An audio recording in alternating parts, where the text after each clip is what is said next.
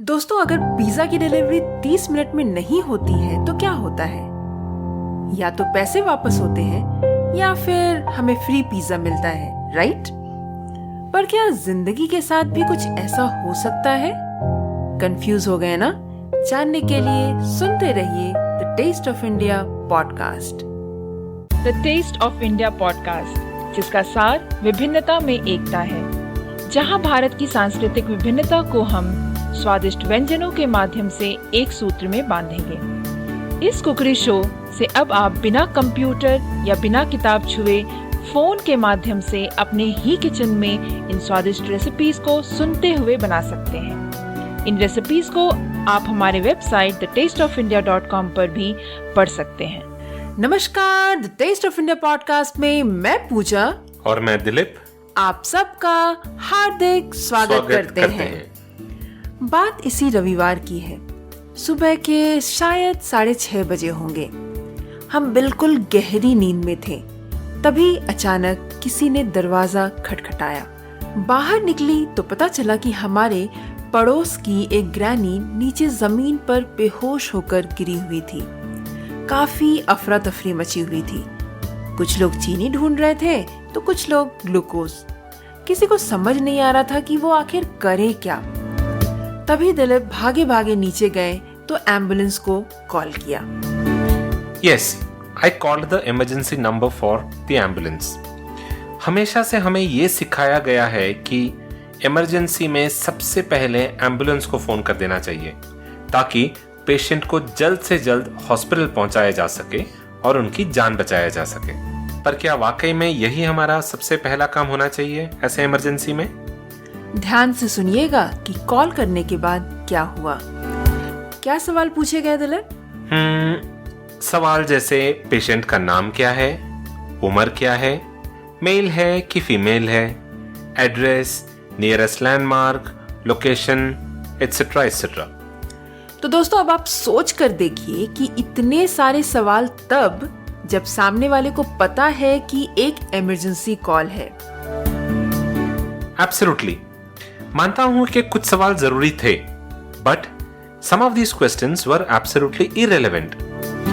Now, in an era of internet where your location can be shared with anybody in minutes using a lot of the apps that are available, what's the point of asking so many questions about your location?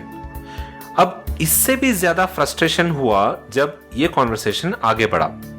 The operator said that she will connect me to the nearest ambulance. It took her about 6 minutes to connect me to an ambulance. और फिर क्या? The driver asked me the same questions about the location again. Another 3 minutes, lost. फिर? I answered all the questions. My voice showed them that I am frustrated. The driver immediately responded, "Sir, I'll be there in 10 to 15 minutes." And then I asked him where he was. And do you know how far he was from our location? He was almost 35 minutes away in an off-peak hour traffic situation, which meant that there was no way that he could reach us in 15 minutes that he promised. Now that's precious minutes lost in first aid. तो दोस्तों, ऐसे में हमें क्या करना चाहिए कि हम उन इनिशियल प्रेशियस मिनट्स को गवाएं ना? So friends, an ambulance might not be able to save a life, but we can. And the answer to the how is first aid. I have often seen that everybody in an emergency situation appears to be panicked. Nobody knows what to do. There are some experts who are the bystanders who stand there, and there are these expert tips that come from these bystanders.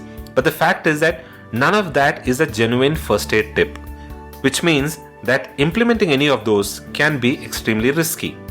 And add to it the panicky situation that we are in, and we have a serious problem at hand. सही कहा Dilip. Partial information is more harmful than no information. Absolutely right. It is important that we have a basic understanding of first aid. We should learn how to handle an emergency situation and what are the first things to be done as part of a first aid. Now, while we are waiting for the ambulance, or maybe we are arranging something to take the patient to the hospital, these first aid can help provide the initial care necessary to the impacted or to the trauma impacted person or to the patient, and also make the most of the golden minutes that every doctor out there refers to. हाँ, वैसे दिलीप, मैं आपकी बात से बिल्कुल सहमत हूँ। तो दोस्तों, जैसा कि दिलीप ने कहा, हमें फर्स्ट एड की जानकारी का होना बहुत ज़रूरी है। आप भी ये सीख सकते हैं YouTube वीडियो से, NGO से, और कई सारी लिटरेचर भी अवेलेबल है इंटरनेट पर। इससे हम अपनी और हमारे अपनों के वक्त पे काम आ सकते हैं। That is right. There's a lot of literature that is available on the internet. There are a lot of YouTube videos from Red Cross. You can go through these videos and at least have the basic understanding of what to do in this kind of an emergency situation. तो दोस्तों, हमें उम्मीद है कि आपको समझ आ गया होगा कि फर्स्ट एड की जानकारी का होना कितना आवश्यक है। I am sure our friends would now be aware of how important first aid is, Pooja. Sure. तो अब चले रेसिपी की ओर दिलीप। चलो देखते हैं आज का रेसिपी क्या है। हम आज क्या बना रहे हैं? आज हम बना रहे हैं बनाना केक, जो कि एगलेस बनाना केक है और जिसे हम आज बनाएंगे प्रेशर कुकर में। That's nice. So the two important things to note out here is that this banana cake is an eggless cake. So for all the people out there who want to make eggless cake, this is going to be an absolutely important recipe. And if you don't have an oven, then again, this is going to be a very important recipe for you because you can now make a cake without an oven. There is an important safety tip for this recipe. Exactly और वो important tip ये है दोस्तों कि जब भी आप इस रेसिपी को बनाएंगे, रेसिपी बनाने से पहले आपको एक बहुत बड़ी चीज़ ध्यान में रखनी है, और वो ये है कि कुकर का रबर और विसल दोनों को बिल्कुल साइड हटाकर रख दें। हमें इन दोनों चीज़ की आवश्यकता नहीं है इस रेसिपी को बनाने के लिए, क्योंकि जब हम बेक कर रहे हैं तो विसल और रबर हमें यूज़ नहीं करना है। That is right. So keep the rubber and the whistle off from the cooker. We will not need that while using the cooker for this recipe. Exactly. In fact, pre heat करने के time पे भी आपको इसकी आवश्यकता नहीं है। तो आपको बस एक ही चीज ध्यान रखना है कि शुरुआत में ही आप दोनों चीज को हटा कर रख दें। तो आए लिखें आज के रेसिपी के इंग्रेडिएंट्स को। आज की रेसिपी बनाने के लिए हमें चाहिए होंगे 4 बनाना। बेसिकली हमें रोबस्टा बनाना यूज करना है यहाँ पर। 3/4 कप जो है शुगर लेंगे, 1/4 कप दही, 1 teaspoon vanilla essence, 1/2 cup cooking oil, 2 cup plane flower यानी कि मैदा, 1 teaspoon baking powder, 1/4 teaspoon baking soda, 1/4 teaspoon cinnamon powder यानी कि दालचीनी पाउडर, 1 पिंच नमक, 1/2 कप चॉकलेट चिप और 1/2 टीस्पून ऑयल चाहिए होंगे, जिससे कि हम बेकिंग ट्रे को ग्रीस करेंगे। So let's look at the ingredients for this banana cake recipe. We'll need 4 Robusta bananas, 3/4 cup sugar, 1/4 cup curd, 1 teaspoon vanilla extract, 1/2 cup cooking oil, 2 cup all-purpose flour or maida, 1 teaspoon baking powder, 1/4 teaspoon baking soda, 1/4 teaspoon cinnamon powder, a pinch of salt, 1/2 cup chocolate chips, 1/2 teaspoon oil for greasing the baking tray. तो आइए देखते हैं कि इस recipe को बनाते कैसे हैं। ये रेसिपी थोड़ी लंबी है, तो चले शुरू करें। तो इस रेसिपी को बनाने के लिए सबसे पहले जो है हमें 5 लीटर का कुकर लेना है, जिसे हम सबसे पहले प्री हीट करेंगे। दोस्तों, यहाँ पे 5 लीटर का कुकर हम इसलिए ले रहे हैं ताकि आपको बनाना बहुत ही आसान हो जाए और मुश्किल ना हो। तो प्री हीट करने के लिए सबसे पहले हम क्या करेंगे कि कुकर को स्टव पर रखेंगे और उसके अंदर जाली वाला स्टैंड रख देंगे। अब कुकर को तकरीबन 6 से 7 मिनट तक ढक्कन लगाकर अच्छे से गर्म होने तक हीट करेंगे। अब हम एक बोल लेंगे जिसमें बनाना छिलकर चॉप कर डालेंगे और फिर फोक की सहायता से हम बनाना अच्छे से मैश कर लेंगे। मैश करने के बाद हम उसमें शुगर डालेंगे और अच्छे से मिक्स करेंगे। आप बनाना मैश करने के लिए चाहे तो ब्लेंडर का इस्तेमाल भी कर सकते हैं। उसके बाद इस मिश्रण में हम डालेंगे तेल, दही और वैनिला एसेंस और अच्छे से मिक्स कर लेंगे ताकि जो तेल है वो इस मिश्रण के साथ अच्छे से घुल जाए। अब एक छन्नी लेंगे और उसमें डालेंगे मैदा, baking powder, baking soda, cinnamon powder और एक चुटकी नमक और फिर इन सारी चीज़ों को बनाना मिक्सचर रखे हुए बोल में छान लेंगे। छानना इसलिए ज़रूरी है दोस्तों कि ताकि मिश्रण में किसी प्रकार की गुठलियाँ ना रह जाए। अब इसमें डालने की बारी है चोको चिप्स की। चोको चिप डालेंगे और फिर इन सारी चीज़ों को अच्छे से मिक्स कर लेंगे ताकि वो अच्छे से बाइंड हो जाए। और हाँ, ड्राई सामग्री डालने के बाद मिश्रण को बहुत ज़्यादा देर तक फेंटना नहीं है, नहीं तो आपका केक जो है वो हार्ड हो सकता है।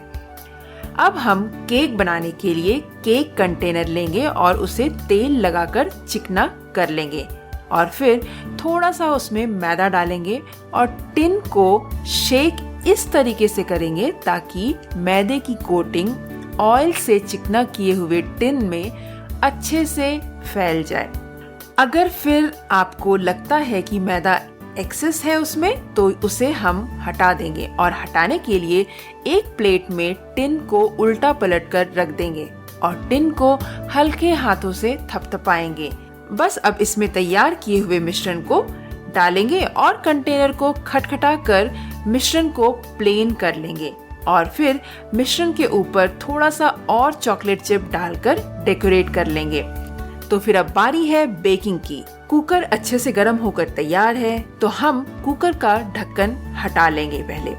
उसके बाद कंटेनर को कुकर में जाली वाले स्टैंड के ऊपर रख देंगे और कुकर को ढककर लो फ्लेम पर तकरीबन 40 से 45 मिनट तक बेक करेंगे। 40 से 45 मिनट के बाद हम कुकर खोलेंगे और टूथपिक की सहायता से बैटर में गड़ा कर देखेंगे। अगर तो टूथपिक जो है जो बाहर निकालते हैं आप, उसमें अगर मिश्रण चिपक कर नहीं आता है तो इसका मतलब है कि आपका केक जो है बनकर तैयार है। पर अगर आपको लगता है कि उसमें मिश्रण चिपक रहा है तो इसके लिए आपको कुकर का ढक्कन वापस बंद करना है और तकरीबन 5 से 6 मिनट तक आपको फिर से बेक करना है। और दोस्तों, इससे पहले कि मैं आगे बढ़ूं, मैं आपको फिर से याद दिलाना चाहूंगी कि इसमें आपको कुकर में बेक करते समय आपको विसल और रबर हटाना है। ध्यान रखें इस बात का। और फिर जब केक बेक हो जाता है, केक बिल्कुल फ्लफी दिखता है और टूथपिक गड़ाने पर मिश्रण टूथपिक में चिपकता नहीं है तो फिर बस आपका केक तैयार है। अब बस कंटेनर को कुकर में से निकाल दीजिए, केक को ठंडा होने दीजिए। ठंडा होने के बाद चाकू को केक से चारों ओर घुमाकर कंटेनर के किनारों से अलग कर दीजिए। कंटेनर के ऊपर प्लेट रखिए और कंटेनर को उल्टा करके केक को प्लेट में निकाल लीजिए। तो हो गया हमारा बनाना केक तैयार। Okay, so on to the method of preparation. Take a 5-liter pressure cooker. Now it's better to use a big size of cooker in order to bake because that helps you bake cakes without any hassle. So take a 5-liter pressure cooker. Use the cooker plate to keep the distance between baking tray and the cooker base. Now this will help keep the baking tray away from the direct heat and the cake will not get burnt from the base. Now keep the cooker plate in the cooker, ensuring that it doesn't touch the sides of the cooker. Then close the cooker lid, switch on the stove and preheat the cooker for about 6 to 7 minutes. By the time you are preheating the cooker, we can prepare the mix for the cake. First of all, peel and chop the bananas and add them to a bowl. Then mash the bananas using a fork and add sugar to it and mix well. You can even use a blender to mash the banana, that's entirely up to you. Once the banana is mashed and the sugar is mixed well, you can add curd, oil and the vanilla extract to it. Then stir well so that the oil gets mixed with the banana puree and the sugar gets dissolved. Then take the all-purpose flour, baking powder, baking soda, cinnamon powder and a pinch of salt and sift it into the banana mixture and fold well. Then add chocolate chip cookies to it and fold gently and then set it aside. Now, something that you need to keep in mind is that you shouldn't mix the mixture too much, because if you do that, the cake might become a little harder. Now grease the cake tin with oil on all the sides. Dust it with the all-purpose flour and sift to ensure uniform distribution of the flour. Then shake and tap the tin onto a plate to remove the excess flour. Pour the prepared cake batter into the greased and dusted tin and spread it evenly. Then top it up with some more chocolate chips. Now by now the pressure cooker must have heated, so you can open the lid of the pressure cooker and place the baking tray on the cooker plate. Cover it with a lid without the ring and whistle. So keep in mind that when you are baking using a cooker, ensure that you are not putting the ring, rubber ring and the whistle on the cooker. Now bake in the preheated pressure cooker on low flame for about 40 to 45 minutes. After about 40 to 45 minutes of baking, open the cooker lid, take a toothpick and pierce it into the cake to check to see if the cake is baked. You can just poke the toothpick at the center of the cake. If it comes out clean, then your cake is ready. If it is not, you need to bake it again for another 5 to 6 more minutes. Once the cake is baked, separate the cake from the baking tin using a knife. Now take a plate, cover it on top of the baking tin and flip it over and gently tap on top so that the cake is released. Turn it upside down again. Your eggless banana cake is ready to be served now. तो लीजिए, हो गया आज का बनाना cake तैयार। इसे आप breakfast में भी खा सकते हैं। और दोस्तों, आपको मैं एक और चीज़ बताना चाहूँगी कि आप इसमें जो ऑल पर्पस फ्लावर हमने यूज़ किया है, मैदा यूज़ किया है, उसकी जगह पे आप व्हीट फ्लावर भी यूज़ कर सकते हैं ताकि इसे आप हेल्दी बना सकें। That is nice. So which means we can use wheat flour instead of the all-purpose flour as well, right? Exactly. Okay. So is that it for this recipe, Pooja? That's it, Dilip. So I hope you enjoyed this episode of the Taste of India podcast and you enjoyed the recipe that we shared with you today. If you liked it, do take some time out and give us a genuine rating and a review on iTunes, because your ratings help in the ranking of the podcast on Apple Podcasts. We are available on almost all podcasting platforms, so feel free to listen to the podcast on any podcasting platform of your choice. We will come back again the next week with another tasty recipe, but till that time, do visit thetasteofindia.com for tasty recipes and also all the previous episodes of the podcast. And if you have any comments, suggestions or feedback, you can post your comments there on thetasteofindia.com. We'll be back again the next week with another tasty recipe. Until then, keep listening to the Taste of India podcast and you all have a wonderful week ahead. This is goodbye from Dilip. And goodbye from Pooja.